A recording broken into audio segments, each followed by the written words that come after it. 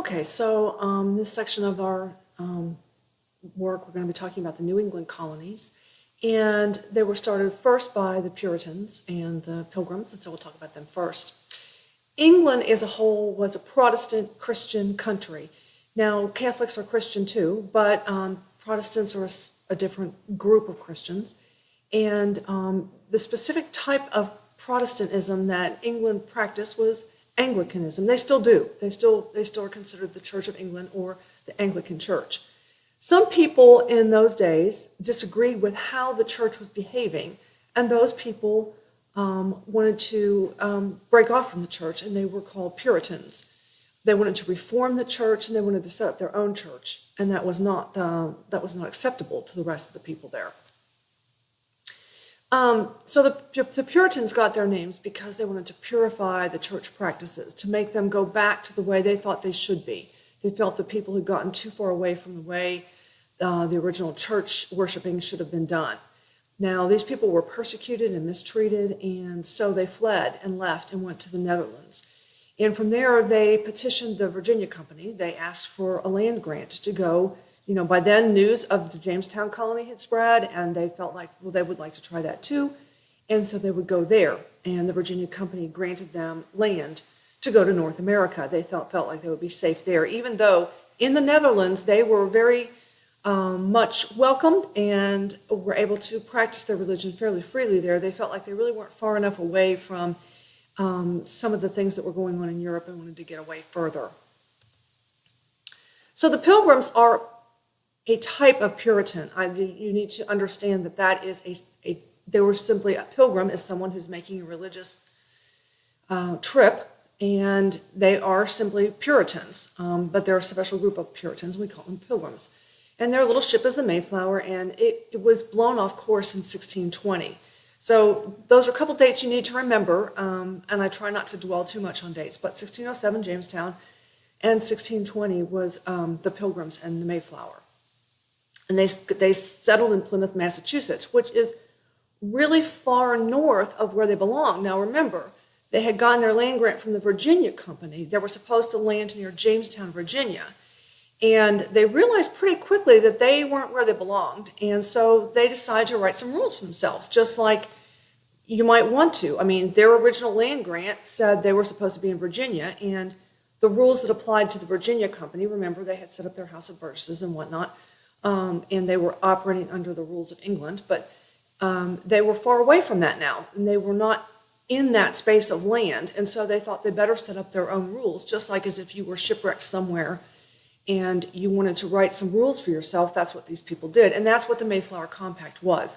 And if you read the Mayflower Compact, and we will study it in class, you'll see it's not very long or very detailed. It simply says that we agree to set up some rules, some more specific rules in the future, and when we set those rules up, we all agree to abide by them, because they knew that they were not inside the place where the old rules applied. They had to make some new ones.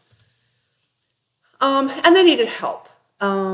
They were way far north from where they belonged. And as I said before, they suffered from these three things: harsh climate, lack of supplies, and disease.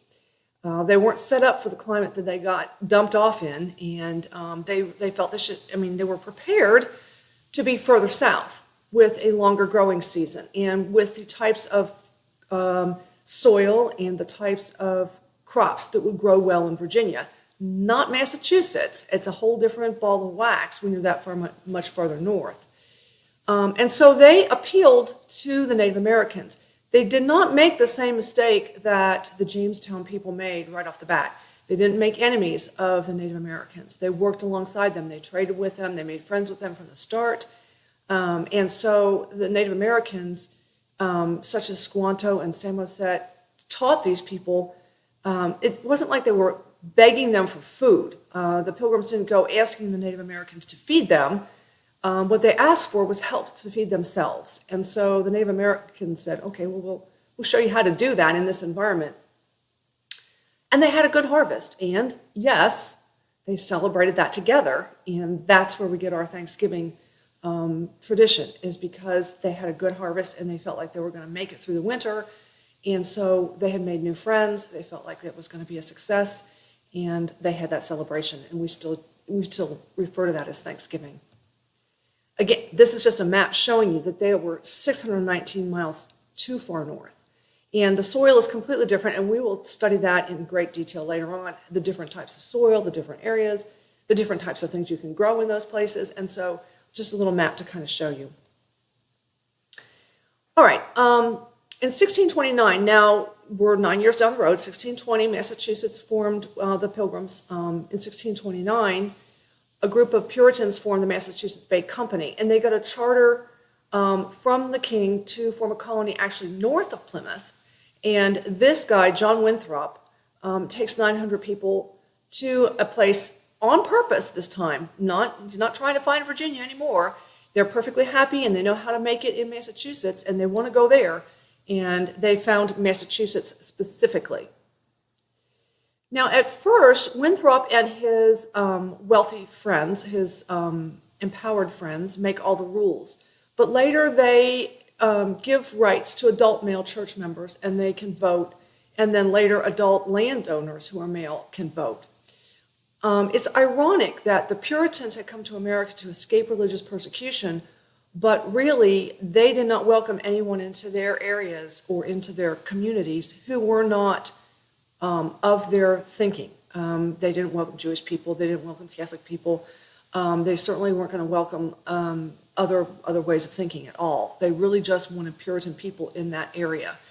And you get later on, you get the famous Salem witchcraft trials from these people, which we will talk about in class a little bit later on. But that's an interesting thing that happened in Puritan New England and really happened because of these people being really sort of closed-minded in their ways. Okay, now Thomas Hooker had decided that he didn't like how Winthrop was running things in Massachusetts, and so he and his congregation broke off and he founded the town of Hartford and took his congregation to what we know as Connecticut, and this is how Connecticut happened. Now, why is Connecticut important? If you will notice the very last part here, and I think my little frame is blocking out part of it, but you need to know about the fundamental orders of Connecticut. It is the first written constitution in North America.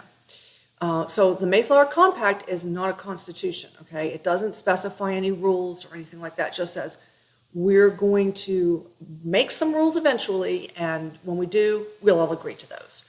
The Fundamental Orders of Connecticut, written by Hooker and his friends, those are specific rules that they're going to live by. It was an actual constitution that they put together. And so it is important, and we will also take a look at that in class, too, so that you can see the difference. And also, I want you to notice, too, that we are down the road in time here, but this is by 1639.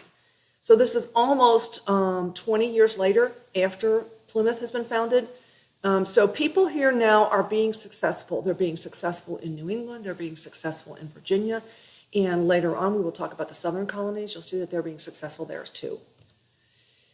Okay, Roger Williams is important in that he has been noted as one of the first people to say, well, you came here for religious freedom, but you really don't believe in religious freedom.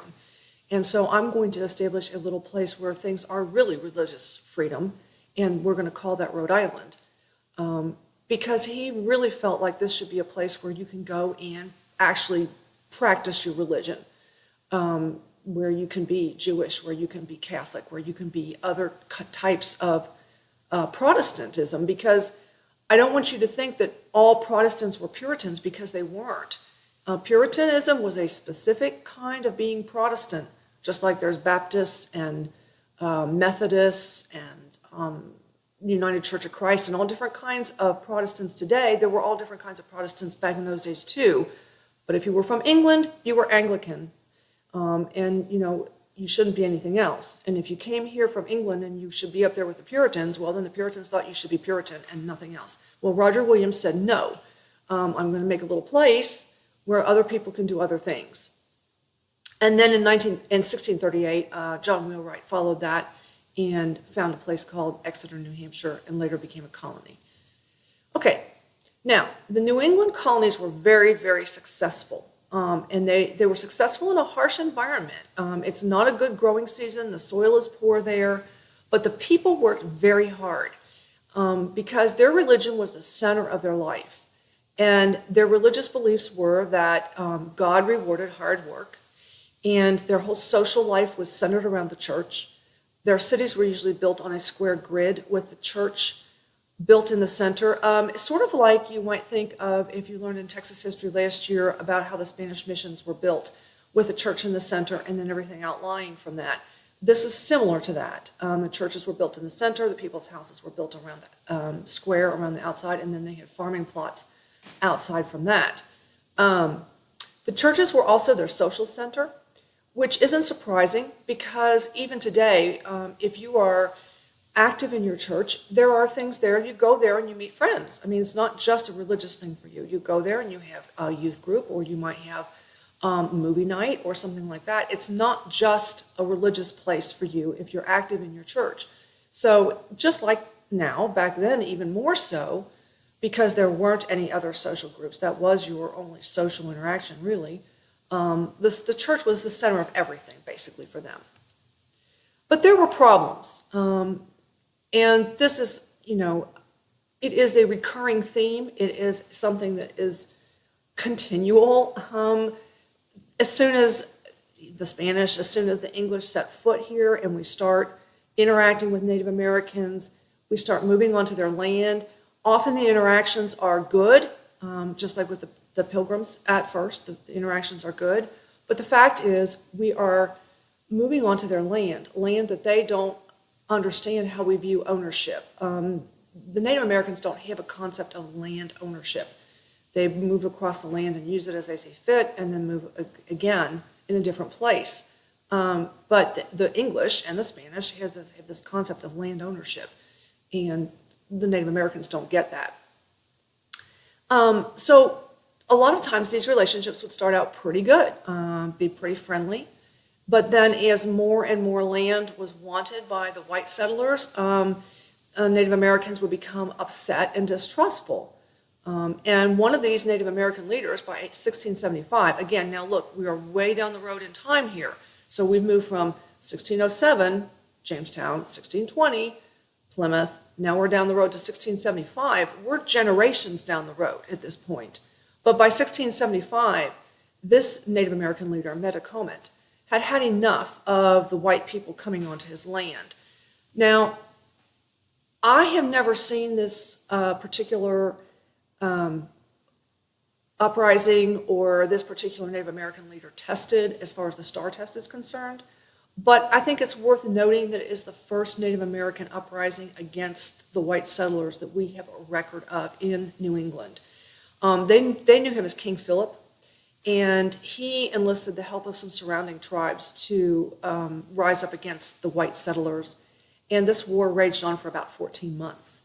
But in the end, the Native Americans are no match for the British firepower, the guns. Some of the Native Americans had acquired guns through trade with white settlers, but certainly not all of them. And they certainly weren't as good at using them as the white settlers had become. And so in the end, this Native American resistance was put down, and it really ended the Native American resistance in the New England area. Now that's a very tiny, small space. There was more Native American resistance other places. Don't think that that was the end of it all, but in that little space, that sort of ended Native American resistance in New England. And we will talk more about other spaces and other places where there was reaction with Native Americans later.